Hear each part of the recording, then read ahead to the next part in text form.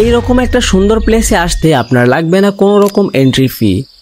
লেকের ধারে বসে পার্টনারের সাথে কাটাতে পারবেন দারুণ একটি বিকেল। সারি সারি গাছ, ঠান্ডা বাতাস আর পাখির কিচিরমিচির সব মিলিয়ে এক অসাধারণ পরিবেশ।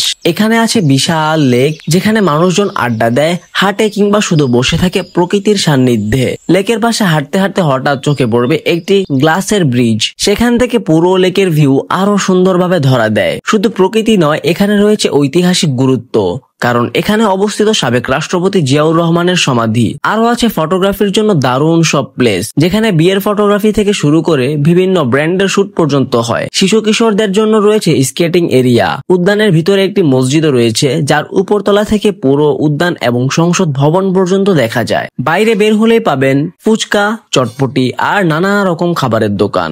এই জায়গার নাম হচ্ছে চন্দ্রিমা উদ্যান, অনেকের কাছে পরিচিত জিয়া উদ্যান নামে। এক কথায় পরিবার, বন্ধু কিংবা প্রিয়জনকে নিয়ে সময় কাটানোর জন্য জিয়া উদ্যান একটি অসাধারণ জায়গা। শর্ট ভিডিওতে সবকিছু বলা পসিবল না, তাই এই উদ্যান কোথায় অবস্থিত, কিভাবে যাবেন, উদ্যানের ভিতরে কি কি আছে সবকিছু ডিটেইলস সহ আমি আমার ইউটিউব চ্যানেলে একটি ভিডিও আপলোড করে দিয়েছি। যাওয়ার আগে আপনি দেখলে আপনার হয়তো উপকার হবে। আমার চ্যানেলের নাম হচ্ছে আয়ন আহমেদ, বায়োতে লিংক দেওয়া আছে, চাইলে ভিজিট করে দেখতে পারেন। দেখা হচ্ছে পরের ভিডিওতে, ততদিন ভালো থাকবেন, সুস্থ থাকবেন, আল্লাহ হাফেজ।